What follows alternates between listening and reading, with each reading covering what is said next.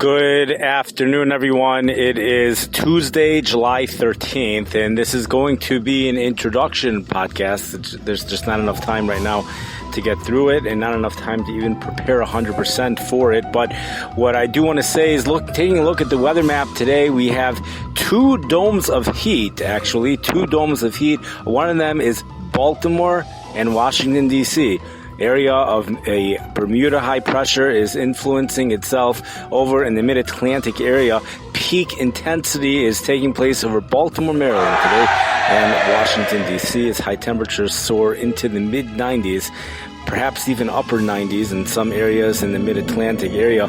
We will have to take a look at that a little bit later today, but dew points are in the low 70s and heat indexes are solidly over 100 degrees. That's in the mid-Atlantic area. It's going to stay like that the next several days. Temperatures will likely be in the 90s. That Bermuda high pressure system, it's a dome of heat, but it's affecting a very small part of this country. It's affecting Baltimore and Washington, D.C., and it's going to stay like that for quite a while, but it is affecting a small part of this country.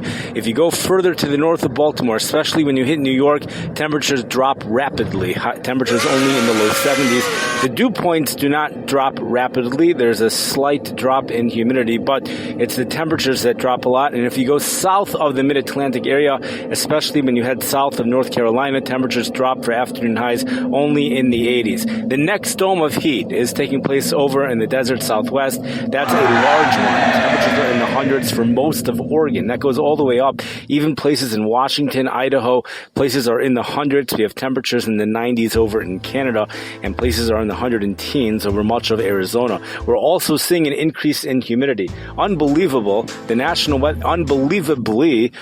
Weather Service in Phoenix, Arizona has issued a flash flood watch in effect for Phoenix, Arizona. That's in effect until 11 a.m. I think for tomorrow. It's 11 a.m. for tomorrow. Anyways, we're going to see a continuation of hot weather there. The excessive heat warnings are no longer in effect, but we do have an excessive heat warning which remains in effect until 8 p.m. in Death Valley, California. What is remarkable, I find, is that the dew points in Death Valley are also starting to go up. The dew points are not approaching 60, but the dew points are headed into the 50s, which is ideal humidity, which would mean that the air temperatures are probably actually feeling what it actually says it's going to be. The heat indexes are probably similar to what those air temperatures are, and that's what this story is for there, whereas usually dew points are in the 30s and the heat index temperatures might actually feel cooler than what the air temperatures are. Other remarkable things that have taken place over the past 24 hours is that in Lytton, Canada, that city that hit 121 degrees a couple weeks ago, yesterday it was at least 115 degrees. I just happened to randomly checked the thermometer yesterday afternoon in Lytton, Canada, and it was 115 degrees. Hottest temperature ever in Canada up until this year was 113 degrees. So this is definitely remarkable heat. It showed the forecast high was only 94 degrees, and I don't know what that's all about. Were they really that far off? 21 degrees off. There was a heat advisory in effect, excessive heat warning, so they did get that part right, and I don't know why it showed the forecast high on AccuWeather of 94 degrees while the temperature was 115 degrees at that time. Mosquito activity is extremely high in Baltimore, Maryland, extremely high in Miami, and extremely high in St. Louis, Missouri. Mosquito activity is low in Yuma, Arizona, but it's very high in Phoenix, Arizona. And what is that noise? Wow. I don't know what that noise is. But anyways, it's low it's very high in Boise, Idaho as well, and many places out west. You have a lot of heat, which is attracting a lot of those mosquitoes.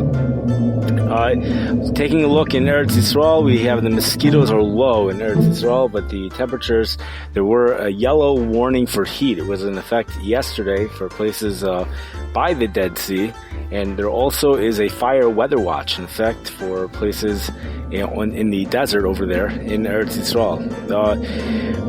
Anyways, this is just a little bit of an introduction, and I wanted to make sure that we covered those the fire weather watch, the heat advisories in Eretz Yisrael, as well, along with the intense heat in the southwest part of Canada once again.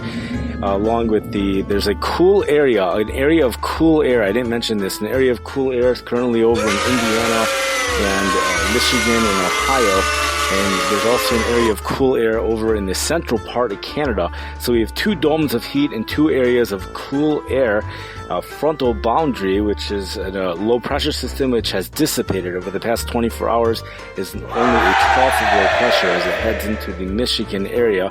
And therefore the sun's starting to come out here in Chicago, and then tomorrow for sure mostly sunny skies, warm and more humid tomorrow, temperatures well into the 80s for both Chicago and South Bend, Indiana, and many other cities. And actually temperatures might even come close to 90 in some of those cities. Warm and humid conditions remain Wednesday night through Friday night. Heavy rainstorm here in the Midwest. 3 inches of rain is forecast for Wisconsin.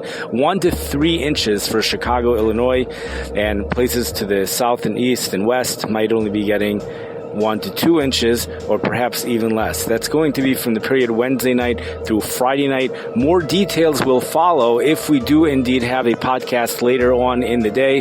The rain chances are generally, this is a Thursday and perhaps, I guess, a Friday rainstorm, as we see a front eventually settling south of us, bringing in cooler and drier air by Shabbos.